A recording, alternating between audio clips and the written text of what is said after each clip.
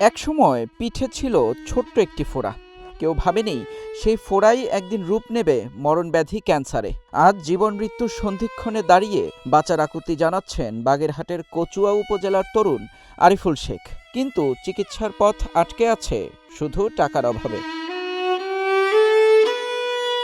কয়েক বছর আগে আরিফুল শেখের পিঠে একটি ফোঁড়া দেখা দেয়। অস্ত্রোপচারের মাধ্যমে সেটি অপসারণ করা হলেও 2022 সালে আবারও ফোঁড়াটি বড় হতে শুরু করে। বিভিন্ন পরীক্ষা নিরীক্ষার পর চিকিৎসকরা জানান সেটি ক্যান্সারে পরিণত হয়েছে।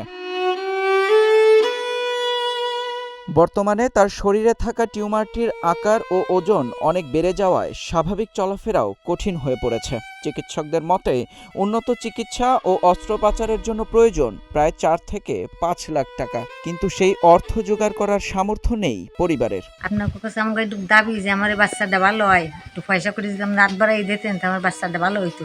সেটা খাই দিতে, গোসল করাই দিতে হয়। এমন সময় আছে বাথরুমে যে পানি ঢুকা বই দিয়া লাগে, জামাটা ভালো মতন গায়ে দিতে পারি না। আপনার একটু চেষ্টা করে দেখেন যে আমার বাচ্চাটা ভালো হয় নাকি। ছোটবেলা থেকেই খালার কাছেই বড় হয়েছেন আরিফুল। দীর্ঘদিনের চিকিৎসায় পরিবারের সামর্থ্য প্রায় শেষ।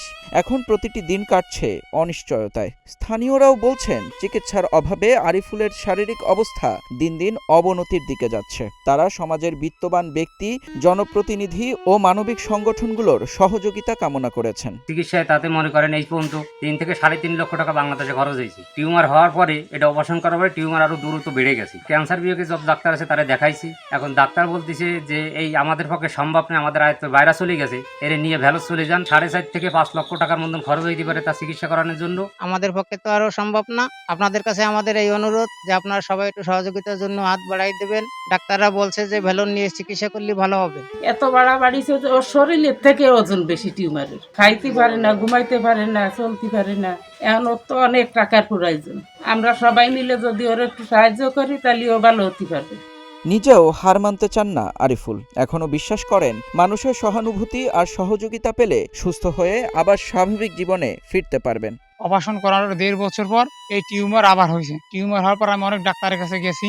ডাক্তার খালি রেফার করে, তার ভিতরে অনেক ডাক্তার দেখাইছি, ক্যান্সার বিশেষজ্ঞ ডাক্তার। এখন এই জ্বালা যন্ত্রণা করে হাঁটতে চলতে পারি না, খাইতে পারি না, শুইতে পারি না, সারা রাত কোনো ঘুম নাই। এই যে চিকিৎসা ব্যয়বহুল টাকা প্রয়োজন, আমার বাবার পক্ষে সম্ভব না। আমার বাবা একজন দিনমজুর। সবার সামান্য সহযোগিতায় ফিরিয়ে দিতে পারে আরিফুল শেখের জীবনের নতুন আলো। মানবিক এই সহযোগিতায় এগিয়ে আসবেন সমাজের বিত্তবানরা, এমনটাই প্রত্যাশা আরিফুলের পরিবারের। মেহেদী ইসলাম সোহাগ, গ্রিন টিভি ডিজিটাল।